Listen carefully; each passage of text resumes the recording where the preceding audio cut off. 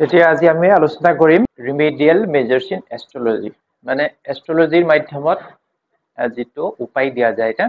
সেইটো বিষয়ে আজি আলোচনা কৰিম এই ৰিমেডিয়েল মেজাৰ যেটো আছে এইবিলাক হৈছে বৈদিক উপায় জেনাৰেল হেনা এই বস্তুটো নহয় আৰু ৰিমেডিয়েল মেজাৰ্ছত আমি প্ৰথমতে এটা আগত আলোচনা কৰি আহিছিল সেইটো হৈছে ডিসপ্লেসমেন্ট থিওৰি হেতু এক প্ৰকাৰৰ ৰিমেডিয়েল মেজাৰ ঠিক আছে ৰিমেডিয়েল মেজাৰ্ছ তাৰ পিছত নেক্সট আমি আলোচনা কৰিছিলো হেতু মানে বস্ত্ৰ অলংকাৰ ধাৰণ হেতু one kind of remedial measures ঠিক আছে এতিয়া আমি আলোচনা কৰিম যোৰ পৰা পইচা লাভ হেতু হৈছে জেমস্টোনছ এষ্ট্ৰলজিক্যাল ৰিমেডিয়েল মেজাৰ্ছৰ ক্ষেত্ৰত আটাইতকৈ প্ৰভাৱী বা সফল উপায় হৈছে জেমস্টোন যাক কোৱা হয় ৰত্ন অলংকাৰ মানে ৰত্ন অলংকাৰ ৰত্নক যেতিয়া আমি অলংকাৰ ওপৰত ধাৰণ কৰিম কি কাম কৰিব এজ এন ৰিমেডিয়েল মেজাৰ্ছ হিচাপে এতিয়া প্ৰশ্ন হল যে ৰত্নবিলাক কি ৰত্নবিলাক হৈছে এক মানে প্ৰাকৃতিক মানে ৰাসায়নিক সংগঠন নেচাৰেল মানে made by nature or God not human ৰাসায়নিক সংগঠন প্ৰাকৃতিক মানে প্ৰকৃতিয়ে বনোৱা এটো ক'ত পোৱা যায় ভূগৰ্ভৰ তলত পোৱা যায় নহলে সমুদ্ৰ গৰ্ভত পোৱা যায় বেলেগত পোৱা নাযায় কি হয় নেচাৰেল মানে কেমিক্যাল কম্পোজিশন নেচাৰেল এইকাৰণে কোৱা হৈছে যে হেতু এইবিলাক হৈছে প্ৰকৃতি বা ভগৱানে তৈয়াৰ কৰা সেইকাৰণে কি হয় ইয়াত কি থাকে নেচাৰেল কসমিক ৰেজ হা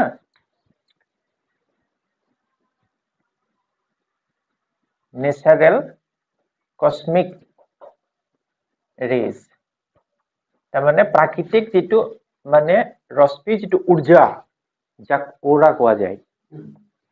সেইকাৰণে কি হয় ৰত্নবিলাক যেতিয়া আমি ধাৰণ কৰো ফিংগাৰ বাইজত পিন্ধা যায় নিপিন্ধিলো ফিংগাৰত বডি টাচ হলো কি হয় ইনাৰ সাইডটো ওপেন ৰখা যায় হেতুটো ব্লক কৰি দিব পাৰে না তেতিয়াটো পাথৰটো লাস্টিং বেছি কৰিব দিয়া আমি জানো যে সূৰ্য থাকে সাতটা ৰং থাকে যাক কোৱা হয় ভিপজিয়ৰ মানে violet indigo blue green yellow orange আৰু red তাৰ পৰাই সব পায় না দ্যাট মিন্স তাৰ মানে কি বুজা গল যে সূৰ্য ওলালে সকলো বল পায় হেতুটো এতিয়া সায়েন্স বিলাক সায়েন্টিস্টেও সায়েন্সেও প্ৰণালী কৰিছে হেনা সবে বাচ্চাই থাকে সূৰ্য ওলাবৰ কাৰণে সেইকাৰণে কথাটো হল তাত সাতটা ৰং থাকে সেই সাতটা ৰং হৈছে কি সূৰ্যৰ সাতটা ঘোৰা হেনা সূৰ্যৰ যে সাতটা ঘোৰা আছে না তাক লৈ যেটা সূৰ্য দেৱতা ওলাই দ্যাট মিন্স ভিপজিয়ৰ ৰহস্য আছে ইয়াৰ লগত কানেকশন আছে টু সায়েন্স আৰু হেইটো যেটো আমি কৈছো না ভিপজিয়ৰ যেটো আছে না হেতু কি হৈছে এটা ৰাসায়নিক সংগঠন মানে কেমিক্যাল কম্পোজিশন ঠিক আছে আৰু এই বিষয়ে মোৰ মহাউপায় কিতাপখনত সকলোবিলাক লিখা আছে তাত পঢ়ি লব আৰু ৰিমেডিয়েল মেজাৰ্ছ বহুত তাত অলৰেডি সব ৰিমেডিয়েল মেজাৰ্ছই আছে তাত হেকিনে ডিটেইল পাব ইয়াত আমি কিছুমান দৰকাৰী বিষয় আলোচনা কৰিম এতিয়া কথা হল যে ৰত্নবিলাক কেনেকৈ কাম কৰে জানিবতো লাগিব ন নহলে এষ্ট্ৰলজাৰ হলে কিডাল হ'ব যদি একোই নাজানে তেলে ক'ব নোৱাৰো মই সাধাৰণ ভাষাত কি হয় ৰত্নবিলাক বিশেষ ৰঙৰ সমষ্টি একোটা ৰত্নত একোটা বিশেষ ৰং থাকে বৈজ্ঞানিক ভাষাত হেতু কোৱা হয় ৰাসায়নিক সংগঠন মানে কেমিক্যাল কম্পোজিশন ঠিক আছে আকাশ মাৰ্গত মানে জডিক বেল্টত যিবিলাক গ্ৰহ থাকে সেই গ্ৰহবিলাক কিউ কৈছে যে এক প্ৰকাৰৰ ৰাসায়নিক সংগঠন গ্ৰহবিলাকো হা আৰু আমাৰ শৰীৰটো ৰাসায়নিক সংগঠন আমাৰ শৰীৰটো ৰাসায়নিক দ্ৰব্যৰে আছে না প্ৰটিন ক্যালসিয়াম ভিটামিন মিনাৰেলস কত কি আছে ঠিকনা নাই ফাইবাৰ যত যিমান আছে মানে সব বিলাক তেতিয়া হলে কেমিক্যাল কম্পোজিশন ৰাসায়নিক সংগঠনৰ সমষ্টি হেনা মানে ৰাসায়নিক সংগঠন যেতিয়া আমাৰ বডিত আছে সবতে আছে মানে এটো আমাৰ গোটে বডিটো তেতিয়ালে হেতু কেমিক্যালি হৈ গল জন্মৰ সময়ত কোনোবা প্ল্যানেটে মানে উইক থাকি যায় জন্মৰ সময়ত মানে কি হয় প্ল্যানেট বিলাক কেতিয়াবা কোনোটো প্ল্যানেট উইক হৈ যায় তাৰ মানে সেই জন্মৰ সময়ত সেই প্লেনেটৰ যেটো ৰে হেতু নপৰে হ'ব পাৰে তাৰ কন্ডিশনটো যেটো বেল্টত যায় হয়তো যেটো আমি ৰিট্ৰোগ্ৰেড পাইছিলো গ্ৰহবিলাক যেতিয়া হেৰি হৈ যায় না তেতিয়ালে সেই বস্তুটো সেই সময় নপৰে চাগে বা আইডাৰ বেছি ডিসটেন্সত থকাৰ কাৰণে হেতু নপৰে চাগে বা আইডাৰ যেটো প্লেনেটবিলাক যেটো হেৰি হয় না ক্ৰছ কানেকশনত যেটো হয় ফলস্বৰূপে হেতু কাৰণ নপৰিব পাৰে উইকনেস বা উইক হৈতে মানে হৈ যায় জন্মৰ সময়ত গতিকে যদি আমাৰ সেই প্লেনেটটো কসমিক ৰেজ যদি বা এনাৰ্জি যদি আমি নোপোৱাকৈ জন্ম হয় আৰু তাৰ কাৰণে তেতিয়া কি বুলি ক'ব ডেফিচিয়েন্সি স্বল্পতা দুষ্প্ৰাপ্যতা কম হোৱা হা আৰু তাৰ ফলস্বৰূপে কি হয় ডেফিচিয়েন্সি হোৱাৰ কাৰণে আমাৰ শৰীৰত মানে শাৰীৰিক ত্ৰুটি যাক আমি অসুখ ডিজিজ প্ৰবলেম ক'ব পাৰো সেইদৰে মেডিকেল সায়েন্সৰ ভাষাত কি হয় যে আমাৰ শৰীৰত যেটো কেমিক্যাল কম্পোজিশনছ আছে তাৰ যদি ডেফিচিয়েন্সি হয় বা বিসংগতি হয় তেতিয়ালে আমাৰ ৰোগত পৰো আমি বেমাৰত পৰো তেতিয়া কি হ'ব বিশেষজ্ঞই তাৰমানে এজন ডাক্তৰে চিকিৎসকে কি কৰে আমাৰ শৰীৰটো নিৰীক্ষণ কৰি লয় তাৰ পিছত কেমিক্যাল কম্পোজিশন অৰ্থাৎ দৰবৰ মাধ্যমত কি হয় আমাৰ শৰীৰত সুমাই দি পেলাই বেলেন্স ৰক্ষা কৰে হা তেতিয়া আমি কি হয় সুস্থ হৈ যাও ঠিক হৈ যায় কেতিয়াবা কি হয় বা প্ৰায়ে আমি চিকিৎসা লোৱাৰ পিছত মানে ভাল পাই যাও কিউৰ হৈ যায় আমাৰ বা কেতিয়াবা কিছু দিন ভাল হোৱাৰ পিছত পুনৰ আমি আকৌ শিকাৰ হৈ যাও হেতু বেমাৰ হেতু ৰোগত কেলে কি বস্তুটো মানে ফৰমেট কৰিব পৰা নাই যেনেকৈ ব্লাড দিলে ব্লাড ডোনেশ্যনৰ কাৰণে মূৰ ঘূৰালে প্ৰথম হেনা তাৰ পিছত দেৰি হৈ গল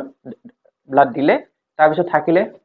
4 মাহ 6 মাহ বছৰ থাকিলে আকৌ পুনৰ প্ৰবলেম হৈ গল তাৰ মানে ব্লাড ফৰমেট হোৱা নাই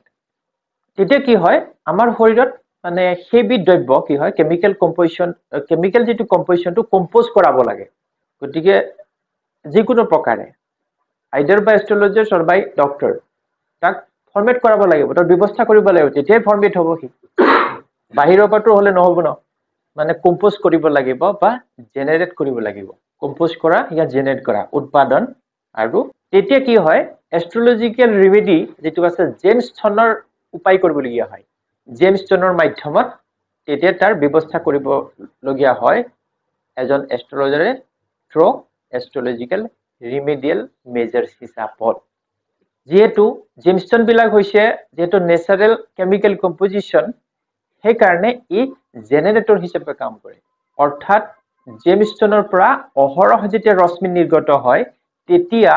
মানে শৰীৰত যেটো আমাৰ যে স্বল্পতা থাকে মানে ডেফিচিয়েন্সিছ থাকে সেই বস্তুটো ফৰমেট হ'ব আৰু বেলেন্স হৈ যায় মানে হি ভাৰসাম্যতা হি ৰক্ষা হ'ব সেই কাৰণে কি হয় বহু ক্ষেত্ৰত কি হয় যে মেডিকেল মেজাৰত কৈ জেমষ্টন ৰেমেডিয়েল মেজাৰটো বেছি ভাল কাম কৰে ইন মাই প্ৰেক্টিস মোৰ প্ৰেক্টিসত এক্সপেৰিয়েন্সত মই দেখিছো বঢ়িয়া কাম কৰে তাৰ কাৰণেতো মই এস্ট্ৰোলজাৰ বনিলো ডক্টৰ গিতে মোৰ প্ৰবলেম সলভ কৰি দিয়া হলে তেবিলাকৰ নহমালো যদি মই জনজটত অন্য হাতে কি হয় জেমষ্টনৰ বাবে বা জেমষ্টন বিলাকে কি কৰে স্বাস্থ্যৰ লগতে মানসিক শাৰীৰিক আৰ্থিক পাৰিবাৰিক এই বিষয়বিলাকতো সুন্দৰ কাম কৰে কিন্তু মেডিকেলৰ যেটো মেডিসাইন আছে হে কিন্তু পাৰিবাৰিক প্ৰবলেম সলভ কৰিব নোৱাৰে তেনেকুৱা কোনো দৰব নাই হেনা মানসিকো নোৱাৰে কোন মানসিক ঠিক কৰিব পাৰিব এইটো ঠিক আছে শাৰীৰিক ঠিক কৰিব পাৰে ঠিক আছে আৰ্থিকো নোৱাৰে বলে এইটো টেবলেট খালে কৰপটি বনি যাব হেতুটো নাই কৰপটি নালাগে সপটি বনিলে হৈ গল জেমষ্টনৰ মাধ্যমত আমাৰ স্বাস্থ্যৰ লগতে আমি স্বাস্থ্য মানে শৰীৰ মানসিক যেটো মেন্টালিটি হেতু এটা বেলেগ বস্তু হেনা আৰ্থিক পাৰিবাৰিক এই সকলো বিলাক বিষয়তে সুন্দৰ কাম কৰে ইয়াৰ কাৰণ হৈছে কি যে জেমষ্টন বিলাক হৈছে নেচাৰেল বা কসমিক ৰেজৰ কাৰণে যেটো প্লেনেটৰ উৰ্জা বা অৰাৰ লগত সম্পৰ্ক আছে যত আৰু হি জেমষ্টনৰ মাধ্যমত হি সৃষ্টি বা নিয়ন্ত্ৰিত হয় গতিকে অভিজ্ঞতা বা প্ৰমাণৰ ফালৰ পৰা ৰত্নবিলাক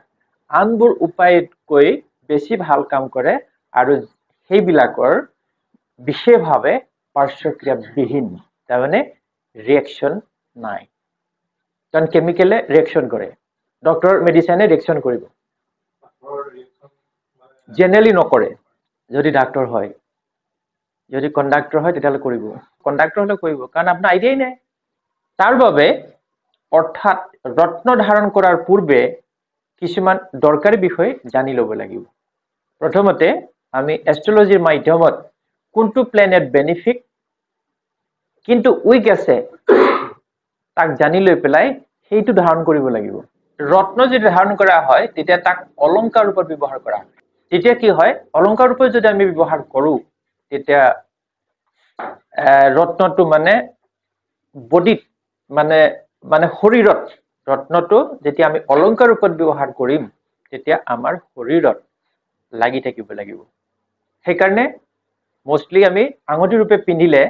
তাৰ ভিতৰ ভাগটো মুকলি কৰি ৰখা হয় যাতে শৰীৰত স্পৰ্শ কৰি থাকে আৰু আঙুলিত যেতিয়া ধাৰণ কৰা হয় তেতিয়া ৰত্নবিলাক তাৰ প্ৰকৃতি অনুযায়ী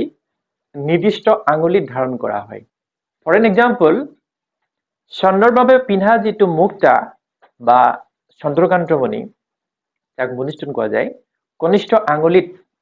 আৰু মংগলৰ কাৰণে ৰবিৰ কাৰণে কেতুৰ কাৰণে যিবিলাক ষ্টন আছে